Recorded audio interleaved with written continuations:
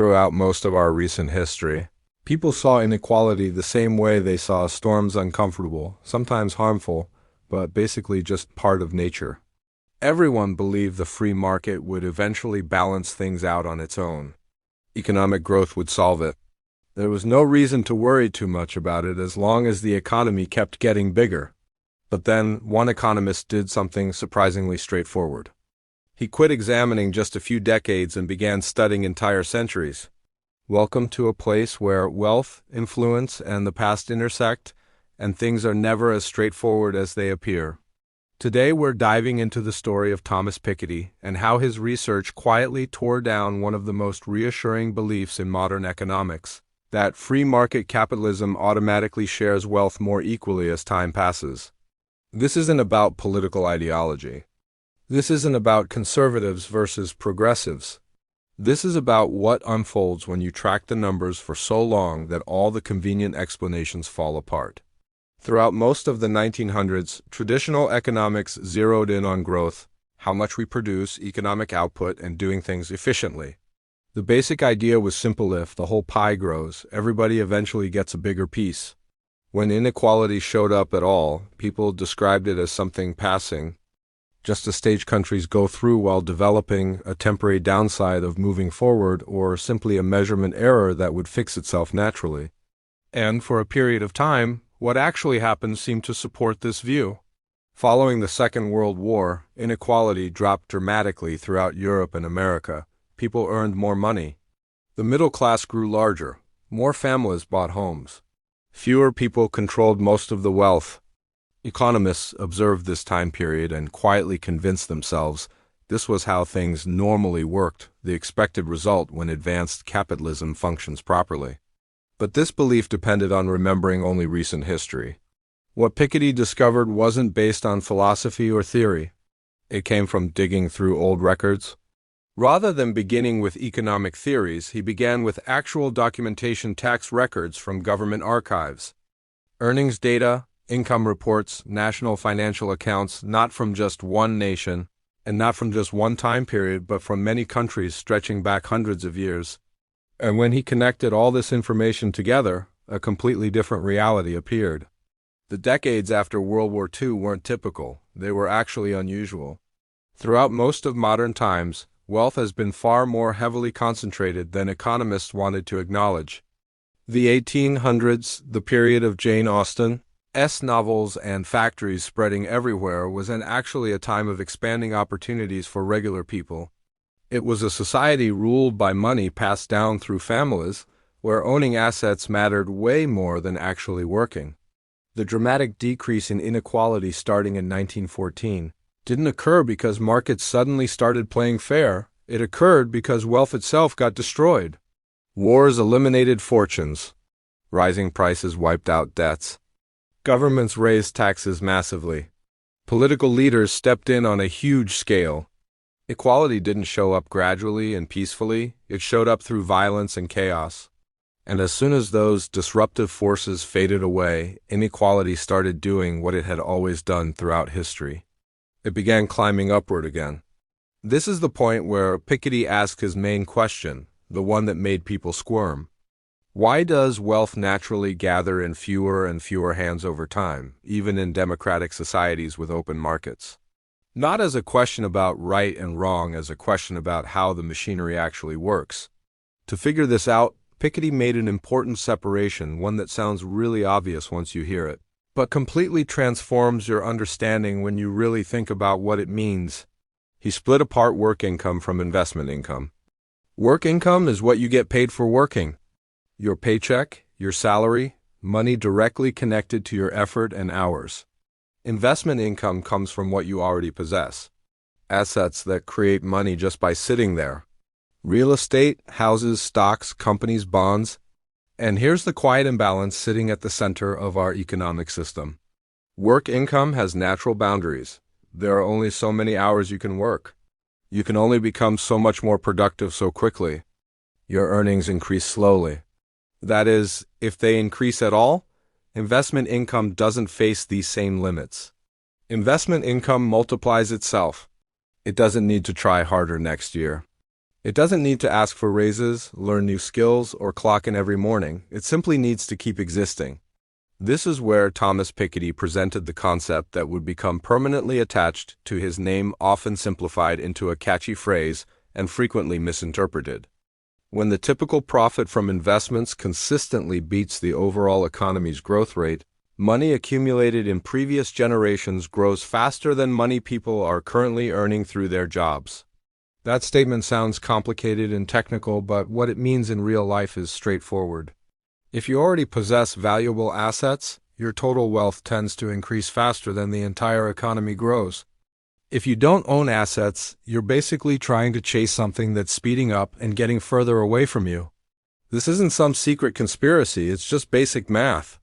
And given enough years, math always wins. Piketty demonstrated that this pattern wasn't just theory. You could actually see it happening again and again across different countries and time periods. Before the 1900s, inherited money controlled economic life. Following the destructive shocks of wars and aggressive government policies, inequality decreased. Then, when economic growth slowed down and investment wealth recovered, the old familiar pattern came back. The numbers didn't point to a one-time glitch or mistake. They pointed to a built-in tendency of the system itself. And this explains why his book Capital in the 21st Century hit so hard when it came out, because it quietly challenged one of the fundamental stories modern societies repeatedly tell themselves, that inequality primarily comes down to hard work, abilities, or talent, and that free markets naturally reward what you contribute more than what you already own.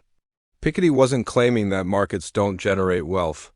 He was demonstrating that markets are extremely effective at protecting and multiplying wealth that already exists, particularly when the economy isn't growing much. When growth is strong, wages can increase right alongside investment profits. When growth slows down, investment profits keep growing while workers' voices get quieter and less powerful. This is exactly where you start seeing the real human impact. Rising home prices help people who already own property, not people renting. Stock market increases reward people who already hold investments. Family inheritance becomes more important when investment returns multiply faster than people's paychecks. Success becomes less about your natural abilities and more about your timing. Specifically, whether you were born before or after owning assets became expensive. Compound interest doesn't give a damn about your work ethic. This also explains why Piketty made people uncomfortable across the entire political spectrum. For his critics, his research felt pessimistic, too locked into inevitable outcomes, too quick to dismiss innovation and social mobility. Surely, new technology, new industries, and entrepreneurship would shake up old money, and yes, sometimes they actually do. But Piketty's argument wasn't that moving up economically is impossible. It was that, looking at society as a whole, individual success stories don't eliminate the underlying pattern. Amazing individual stories don't determine what happens on average to everyone. His supporters, however, saw something completely different, a long-term blueprint of how money and power interact across time, and how dangerously easy it is for comforting stories to form when we only examine short periods. Because if you only study the boom years after World War II, inequality appears solved. If you step back and look at the bigger picture, it appears built into the system.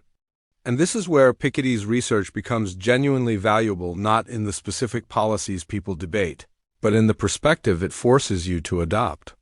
Pull back far enough and inequality stops looking like individual people failing. It starts looking like a natural feature of how investment wealth behaves when nobody interferes with it. What made Piketty's research explosive wasn't only what he revealed. It was the exact moment when he revealed it. Capital in the 21st Century first appeared in 2013, and it landed right when inequality had stopped being just an academic discussion. Asset values were shooting upward.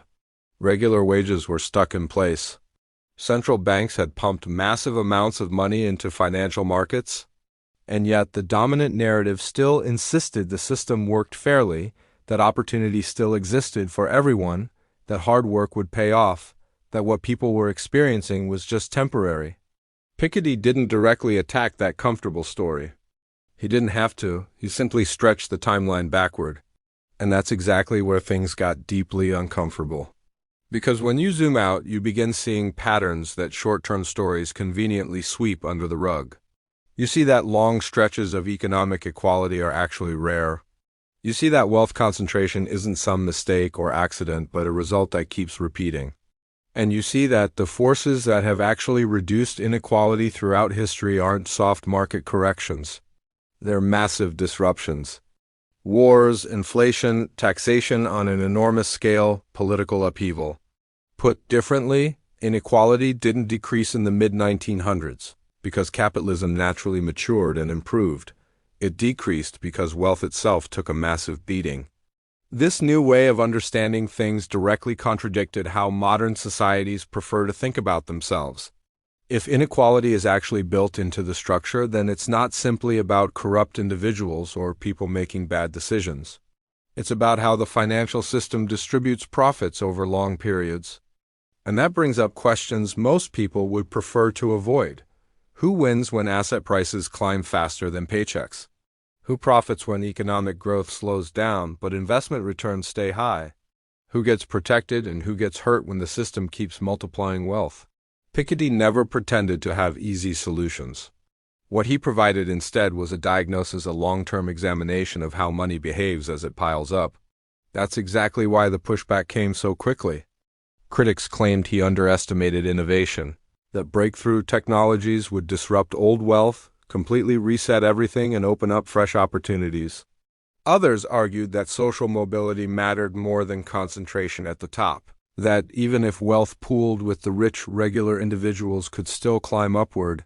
These criticisms weren't stupid or worthless. Innovation absolutely does disrupt things. Social mobility absolutely exists. But Piketty's data pointed to something more difficult to accept. At the big picture level, these forces almost never outweigh the multiplying returns on investment wealth. Exceptional individual stories don't define how the system operates. What happens on average does.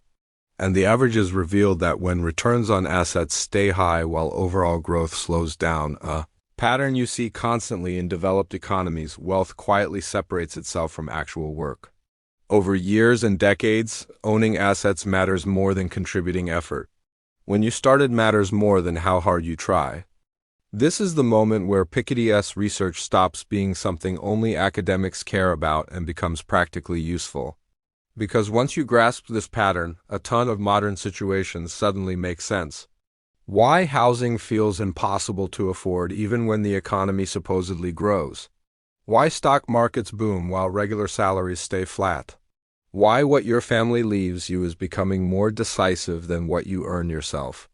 Why financial security increasingly depends on owning investments rather than advancing your career. In a slow-growth world, investment wealth doesn't need tons of opportunities to come out ahead. It just needs years to pass. This also explains why inflation plays such a weird role in current economic debates. Inflation eats away at cash and wages much faster than it eats away at assets. When asset prices rise along with inflation, or even faster than inflation, inequality can actually widen even while policymakers claim everything's going great. The system appears stable when you look at official reports while it's quietly moving purchasing power upward toward those who already have it. The financial system isn't malfunctioning during these periods. It's doing precisely what its built-in incentives push it to do. And this is where misunderstanding Piketty becomes genuinely dangerous. Too frequently, people simplify his research down to a moral statement, as if he were just saying inequality is morally wrong and needs fixing. That completely misses what matters.